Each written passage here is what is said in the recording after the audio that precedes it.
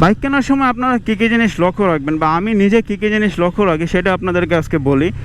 যেমন আমি এই ভিডিওটা শ্যুট করছি আপনার 2 দিন আগে ভাই, আজকে আবার শ্যুট করতে হচ্ছে রিশ্যুট, কারণ আমি যখন ভিডিওটা শ্যুট করছি তখন ভয়েস আসে নাই। এখন কেন এরকম হয়েছে আমি সেটা জানি না, যে গোপ্রোতে এখন ভয়েসের সমস্যা হচ্ছে আমার ভিডিওর ক্ষেত্রে।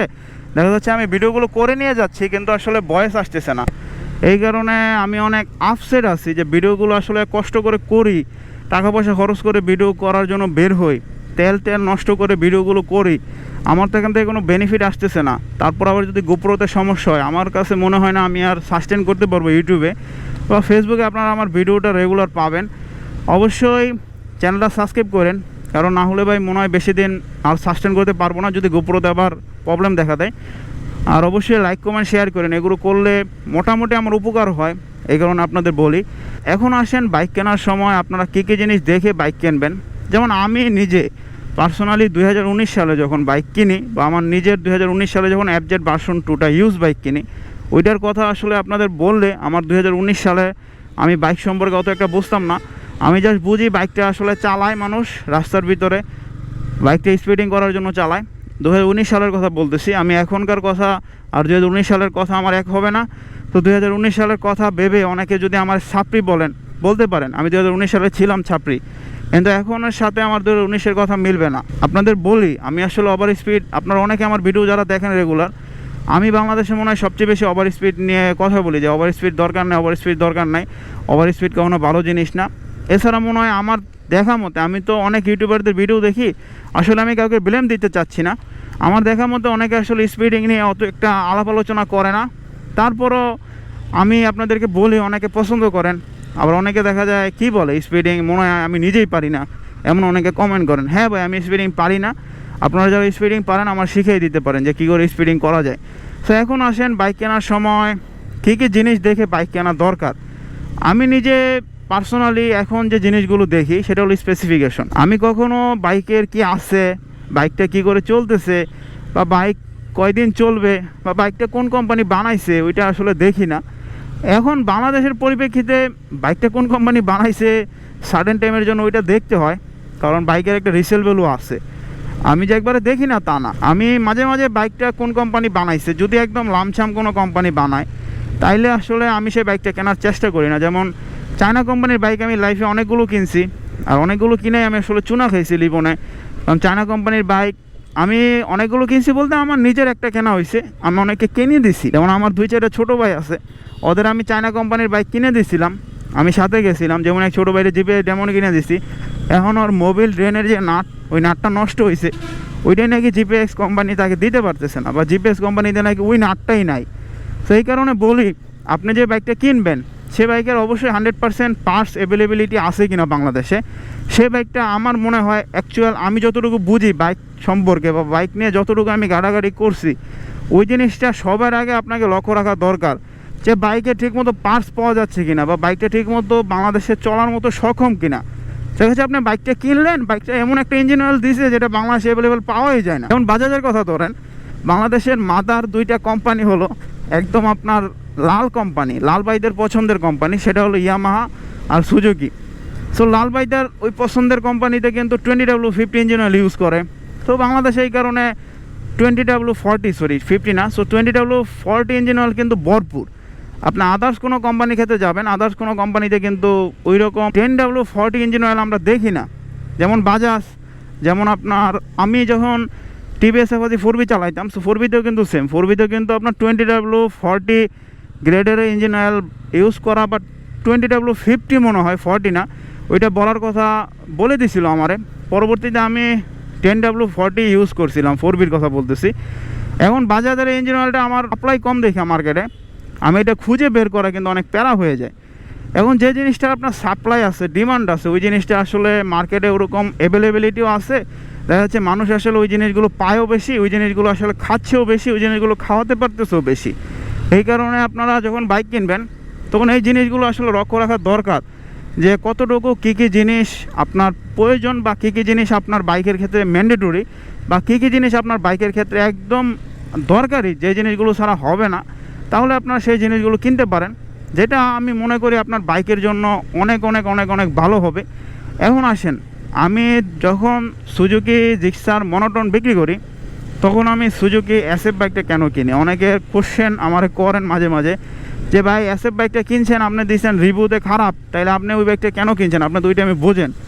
এখন সুজুকি জিক্সার মনোটন যখন আমি বিক্রি করি, যখন এসএফ বাইকটা কিনি, তখন আসলে আমার বাইক সম্পর্কে অত একটা পড়াশোনা ছিল না বা বাইক সম্পর্কে অত একটা জানাশোনা ছিল না।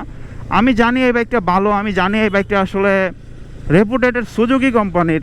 আমি তখন সুজুকি কোম্পানির অনেকবার বিশ্বাস করতাম যখন আমি সুজুকি মনোটনটা থেকে ভালো সাপোর্ট পাইছি।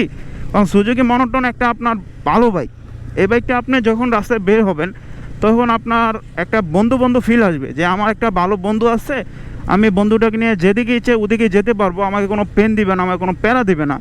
কিন্তু সুজুকি যে এসএফ বাইকটা পাই, ওইটারে যে কী প্যারা দিছে আমার লাইফটা পুরো বরবাদ করে দিছে। মাইলেজ কম দিছে, আদার্স অনেক কিছুই কম দিছে। এই কারণে আমি ওইটারে ভাই তাড়াতাড়ি কইছি কেমনে বিক্রি করবো, তাড়াতাড়ি বিক্রি করে আমি ওইটারে রক্ষা পাইছি। বাইকটা তো অনেক সুন্দর আছে, অনেক সুন্দর বাইকটা। বাইকটা ইউনিক, সচরাচর দেখা যায় না। কি কোম্পানির বাইক, নামও লেখা নেই, অনেক স্টিকার করা, অনেক মটট করা। ভাই মনে হয় অনেক সুহিনতা মানুষ বা অনেক আসলে স্বাচ্ছন্দ্য বোধ পছন্দ করে, এই কারণে এরকম একটা বাইক উনি রাস্তার ভিতরে আরামসে চালাচ্ছে। আমার যদি ভবিষ্যতে টাকা পয়সা হয় সেটা একমাত্র আল্লাহর উপর নির্ভরশীল বা উপরওয়ালার উপর নির্ভরশীল। যদি উনি আমার কোনো সময় টাকা পয়সা দেয় তাহলে আমি একটা এমন বাইক কিনবো, আপনাদের সাথে নিয়েই কিনবো। সেটা আপনারা বলতে পারেন কবে, যখন আমার টাকা পয়সা হয়। এটা একমাত্র আমার উপরওয়ালার উপর নির্ভর করবে। আমার উপরওয়ালা আমার যখন টাকা পয়সা দিবে ভাই, ওই টাইমেই কিনবো। এখন আমার তো ভাই টাকা পয়সা নাই। আমি নিজে যে ভাই মোটোব্লগ করি, আমি শুধু আপনার যখন মোটোব্লগ করি তখন আমার মন যদি একবারে খারাপ থাকে তখন আমি মোটোব্লগের জন্য বের হই না। যখন আমার মনটা ভালো থাকে, ফুরফুরা থাকে, তখন মোটোব্লগের জন্য বের হই। এর আগে আপনার কিছু ভিডিও দেখবেন যে আমি মোটোব্লগে কথা বলতে এসে দেখা যাচ্ছে কথা বেঁধে যাচ্ছে, কারণ তখন আমার সার্টেন টাইমের জন্য আমার দেখা যাচ্ছে মন মেজাজ খারাপ ছিল এই কারণে। তো যেমনটা বলছিলাম, সুজুকি এসএফ বাইকটা কেনার পর আমি অত স্পেসিফিকেশন দেখে বাইকটা কিনি নাই। তারপর বাইকটা কিনে আমি বুঝতে পারি এই বাইকটা তো পুরো আমার একটা লস প্রজেক্ট। কারণ এই বাইক আমি এত টাকা দিয়ে কিনছি, এটা সেল করতে যাচ্ছি, এখন ঠিকমতো রিসেল ভ্যালু পাচ্ছি না। কারণ সুজুকি এসএফের রিসেল ভ্যালু অনেক খারাপ, বাংলাদেশে অনেক ডাউন। আমি যখন বাইকটা বিক্রি করতে যাই, এখন আপনারা অনেকে দেখছেন এটার রিসেল ভ্যালু আমাকে বলতেছিল 2,60,000 টাকা। আমি বাইকটা কিনছি অলমোস্ট 3,60,000 টাকা দিয়ে।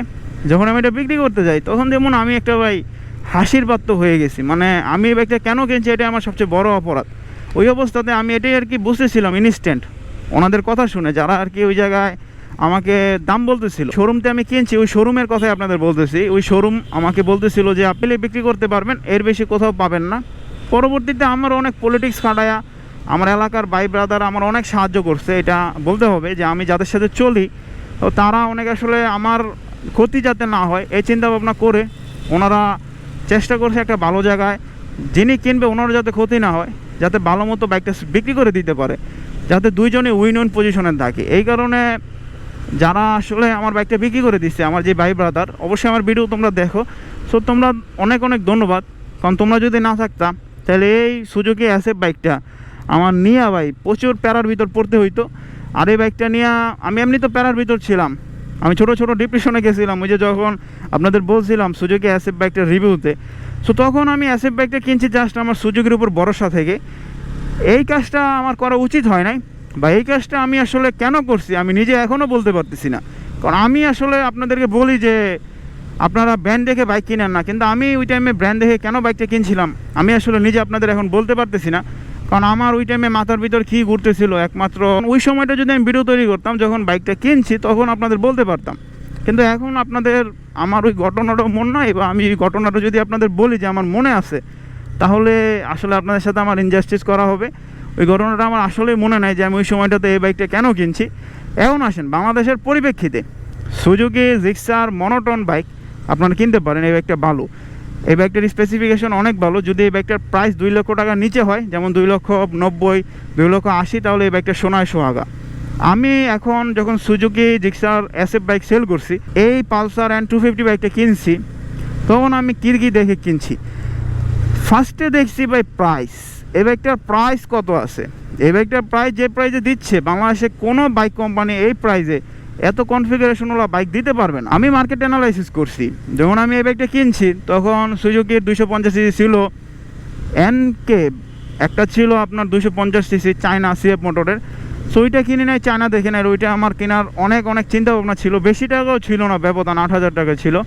কিন্তু ওইটা চায়না না থাকলে যদি জাপানি বা দেখা যাচ্ছে ইন্ডিয়ান কোনো কোম্পানি হতো, যেমন বাজাজ বা টিভিএস বা দেখা যাচ্ছে আপনার হিরোর কোনো কোম্পানি হতো, তাহলে আমি কিনতাম। এখন আমি আর কি দেখছি, আমি এই বাইকটাতে দেখছি ডুয়েল চ্যানেল এবিএস। এখন আমার লাইফে যতগুলো বাইক আমি ইউজ করছি কোনোটাতে ডুয়েল চ্যানেল এবিএস ছিল না।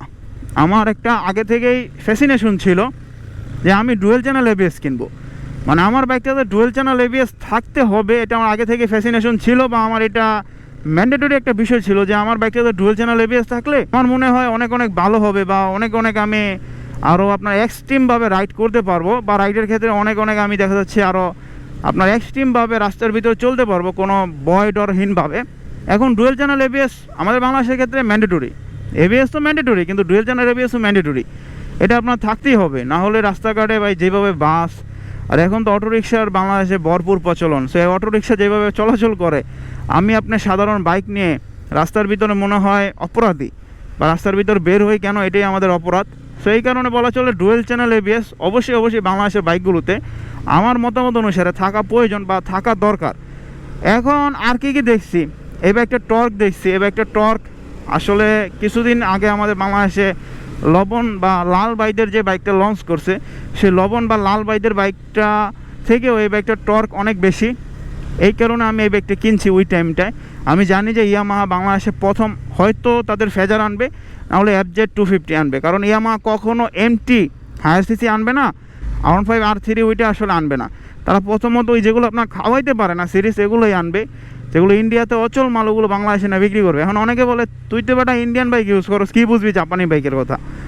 ভাই এরকম কমেন্ট যারা করেন, আমি অবশ্যই ইন্ডিয়ান বাইক ইউজ করি, কিন্তু আপনার বাংলাদেশের 90% পার্টসগুলোই কিছু ইন্ডিয়া থেকে আসে বাইক কোম্পানির ক্ষেত্রে।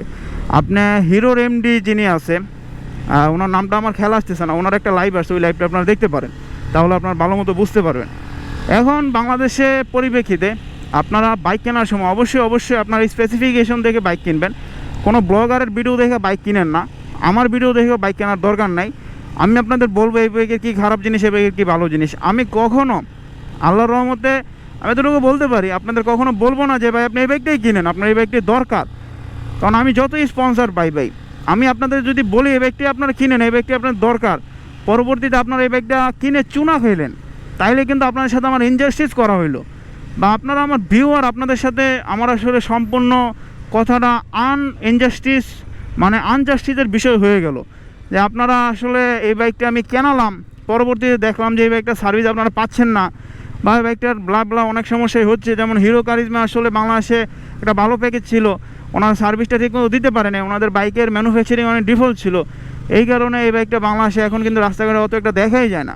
আমি হিরো কারিজমা মনে হয় সপ্তাহের ভিতর 2-3 দিন আসে রাস্তার ভিতর দেখি, এছাড়া আর মনে হয় দেখতেই পাই না। আমাদের এলাকায় একটা আছে বলে আরও আমি দেখতে পারি বেশি, কারণ আমাদের এলাকায় ওই বাইকটা মাঝে আমি যেই দোকান থেকে ওয়াশ করাই, ওই দোকানে আসলে উনিও ওয়াশ করায়, এই কারণে মাঝে ওয়াশের সময় ওই বাইকটা দেখি, না হলে তো হিরো কারিজমা আমার দেখতেই পেতাম না। যেমন আমি সুজুকি অ্যাসিড বাইক দেখি, যেমন আমি ইয়ামাহা 15 ভার্সন বাইক দেখি, সো এগুলোর সার্ভিস যেগুলোর ভালো আছে ওইগুলো আপনারা কিনবেন, যেগুলো স্পেসিফিকেশন ভালো ওইগুলো আপনারা কিনবেন, যেগুলো কোম্পানির ব্র্যান্ড ভ্যালু আছে ওইটা দেখেও কিনতে পারেন, যদি আপনার বাইকটা তাড়াতাড়ি সেল দেওয়ার ইচ্ছে থাকে। আর যদি আপনি বাইক 100% পটেনশিয়াল বেল করে পরে বাইকটা সেল দেন, তাহলে কোম্পানি কোনো দেখার দরকার নাই। যদি পার্টস অ্যাভেলেবিলিটি থাকে তাহলে কিনে ফেলেন চোখ বন্ধ করে। যদি আমাদের যশোরে পার্টস পাওয়া যায় তাহলে চোখ বন্ধ করে কিনে ফেলেন। আর এমন কোনো বাইক কিনেন না নামসারা বাইক, চায়না বাইক, তাহলে আপনার পার্টস পাইবেন না, পরবর্তীতে আপনার ফস্তাইতে হবে, এটা আসলে আমার মনে হয় ভালো হবে না। তো থ্যাংক ইউ ফর ওয়াচিং। সম্পূর্ণ ভিডিওটা দেখার জন্য অনেক ধন্যবাদ। আজকের ভিডিওটা বেসিক্যালি এতটুকুই ছিল যে বাইক কেনার সময় কী কী দেখা দরকার, বা বাইক কেনার সময় কী কী দেখে কিনবেন। অবশ্যই ভিডিওটা কেমন হয়েছে কমেন্ট করে জানাতে পারেন। আপনারা কমেন্ট না করলে আমি বুঝতে পারবো না। লাইক, কমেন্ট, শেয়ার, সাবস্ক্রাইব এগুলো করতে কোনো টাকা পয়সা খরচ হয় না, ওদের কিপটে আমি কেন করেন। সো আপনারা অবশ্যই এগুলো করেন। একটা ভিডিও তৈরি করতে পারে প্রচুর পরিশ্রম হয়। আর মোটোব্লগ বাংলাদেশের one of the most dangerous profession.